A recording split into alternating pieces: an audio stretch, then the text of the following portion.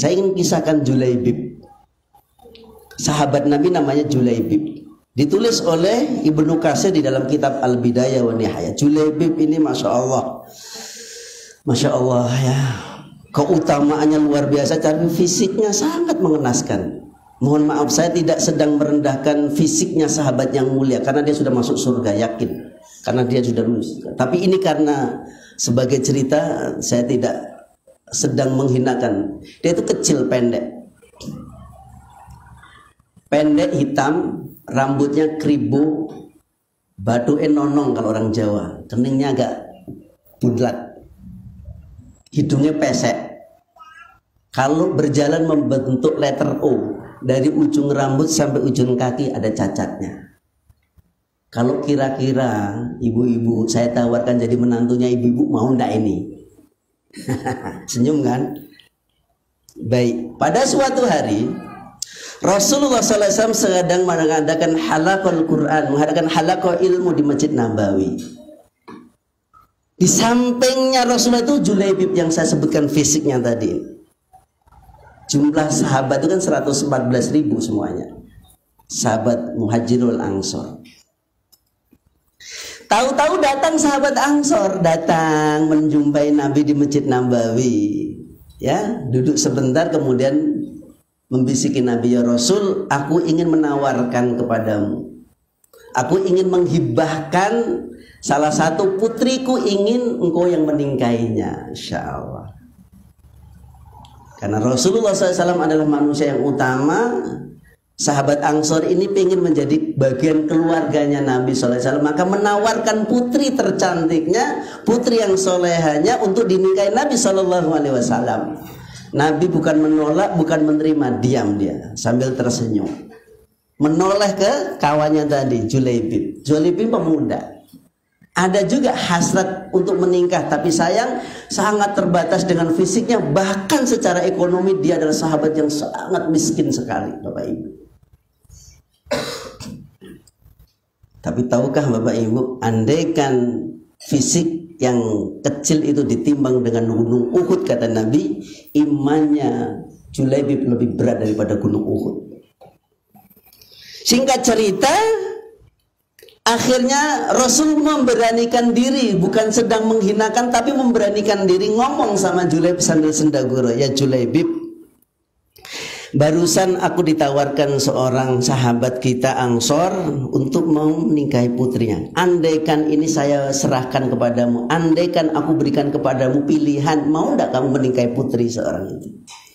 Senyum, mau mengangguk dia malu, mau menggelengkan tapi dia suka. Gimana nih? Menolak sayang cantik soleha, ya kan? Mau menganggukkan miskin dia. Ini sahabat Ansor mulia. Kemudian mau ndak 3 kali, akhirnya dengan malu-malu. Jadi ibu-ibu kalau menawarkan putrinya atau putranya menikah dengan diam itu sebenarnya tanda mau. Kemudian dia menganggukkan, tanda mau. Rasul membisikkan kepada sahabat Ansor, wahai sahabatku, ya, aku terima tawaranmu, tapi aku berikan pilihan tawaranmu kepada sahabatku Julaibib. Dimana kalau putrimu aku nikahkan dengan sahabat ini. Kata sang sahabat Ansor tadi, ya Rasul, aku ingin berunding dengan istriku dulu. Saya akan pulang berunding dengan istriku dulu. Pulang dia.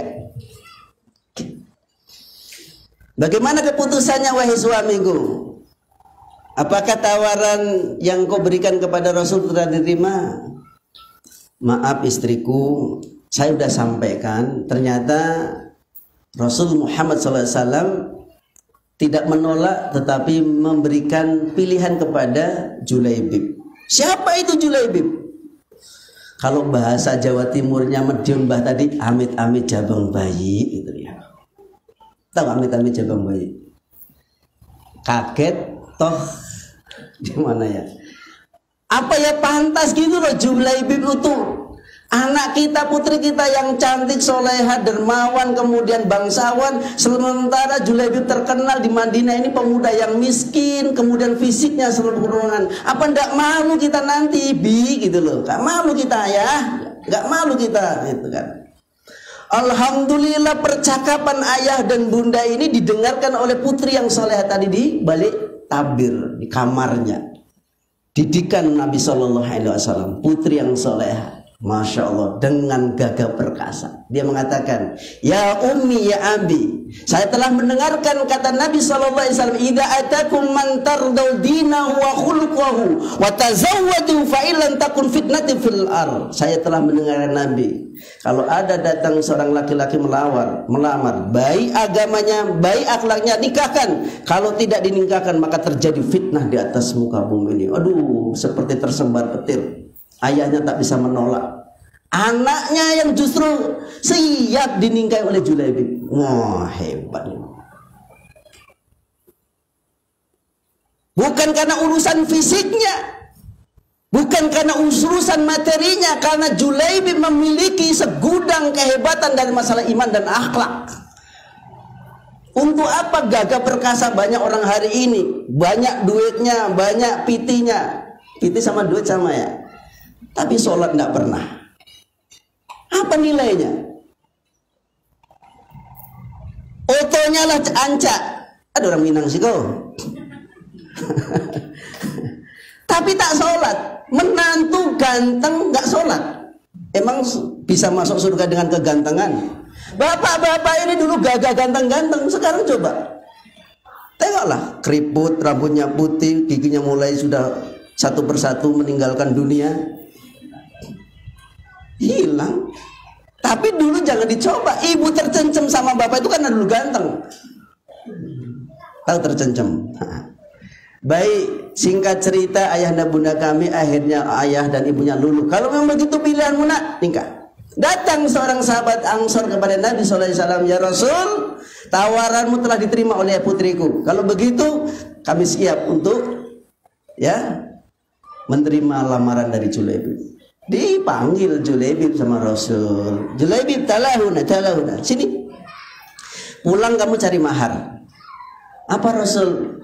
Apa yang kamu miliki? Saya nggak punya apa-apa ya Rasul. Masya Allah.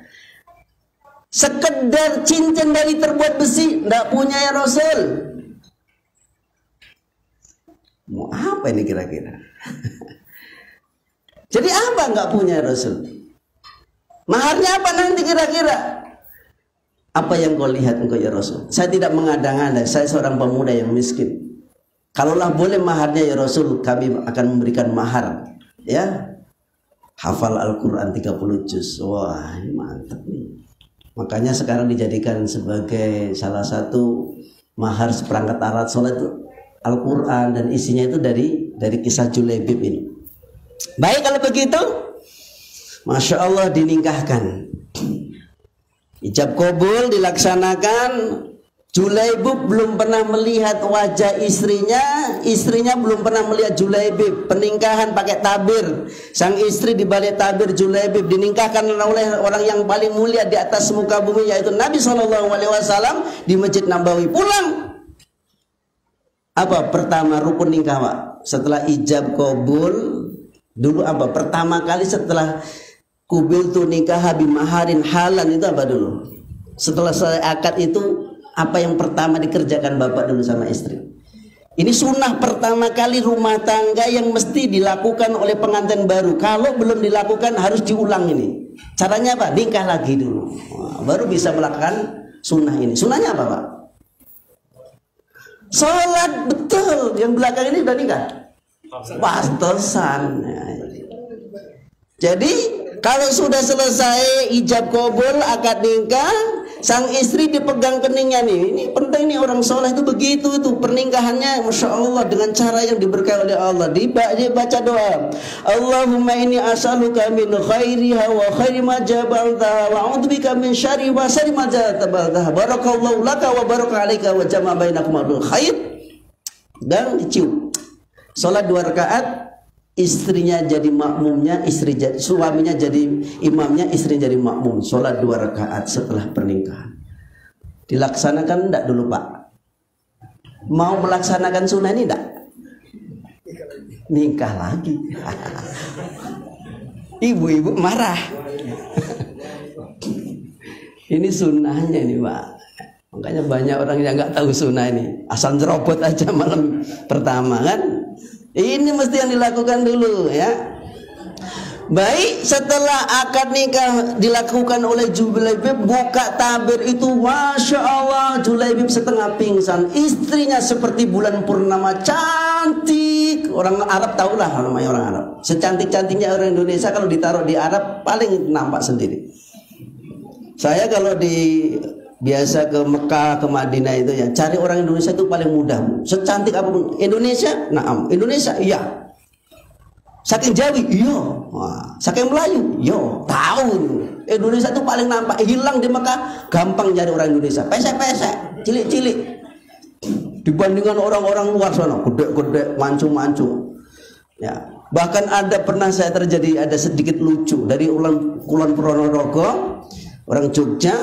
Dia sampai ke Mekah itu jam 3, langsung masuk hotel, ya, langsung dia masuk ke Masjidil Haram. Bingung dia, sampai ke Masjidil Haram cari rombongannya bingung. Dia datangi polisi. Dia anggap dia di Jogja. Pak polisi, kula madosi rencang kula teng pundi, pakai bahasa Jawa halus. Polisinya Arab cuma manggut-manggut. Insyaallah. Baik, kita lanjutkan. Setelah selesai akad, Julaibib mengatakan, sungguh isi surga nanti terdiri dari 2 sifat manusia, sifat sabar dan sifat syukur. Alhamdulillah, aku dapat engkau wahai istriku, cantik, soleha, kaya raya. Aku bersyukur, dan engkau bersabar mendapatku laki-laki yang jelek, miskin. Masya Allah, saya cerita yang terakhir ini Bapak Ibu untuk menyemangati kita. Julaibib secara fisik Masya Allah, pernikahan barokah, di bawah naungan langsung iman yang kuat. Baru pernikahan beberapa saat, terdengarlah panggilan jihad perang Uhud. Perang Uhud memanggil seluruh laki-laki kaum muslimin untuk membela Nabi SAW. Ya, berangkatlah Julaibib meninggalkan istri yang cantiknya lagi bulan madu. Kalau sudah cintanya kepada Allah, cinta kepada Nabi SAW, cinta keimanan, membuktikan keimanan, cantik istri akan ditinggalkan, kemewahan hidup akan ditinggalkan. Dia demi rangka untuk menegakkan kalimat Allah, memanggilan seruan cintanya kepada Allah, telah membuat Julaibib meninggalkan semua pasangan. Tinggalkan dia, Masya Allah. Tahukah perang Uhud Bapak Ibu? Perang Uhud adalah perang yang menentukan kualitas iman seseorang. Sampai-sampai 70 sahabat Nabi syahid, termasuk pamannya Nabi Hamzah. Biasanya kalau saya membawa jamaah umrah itu saya jelaskan dulu. Nih dulu Jabal Rahman ada 50 pemanah. Disinilah pelataran tempat pembantaian 70 syuhada. 70 syuhada Rasulullah SAW dalam kecamuk sampai Nabi meninggalkan dari kancah peperangan lari ke Uhud. Uhud itu gunung yang paling tinggi di kota Mekah. Sampai Nabi mengatakan Uhud Jabalul Jannah. Uhud nanti ada di surga. Yuhibbuhum wa yuhibbuhum. Uhud mencintai kita dan mencintainya. Masya Allah. Uhud nanti akan di surga ada. Jadi kalau kita nanti mau nengok gunung Uhud, di surga ada. Yang belum siap, yang belum pernah melihat di dunia ini. Singkat cerita, Rasulullah SAW membolak-balikan antara mayat satu dengan mayat. Dia jumpai mayat pamannya Hamzah, dia menangis, dia jumpa semuanya, semua jumpa setelah peperangan usai. Nabi kehilangan, ada salah satu sosok sahabat yang belum aku jumpai, dicari-cari oleh Nabi, akan dikebumikan bersama-sama. Masya Allah, di balik Bukit Roman itu, kalau Bapak pernah umroh, di sini ada sungai, di sinilah ada sedikit gundukan. Biasanya saya ke sana. Itu ada 7 mayat. Ya.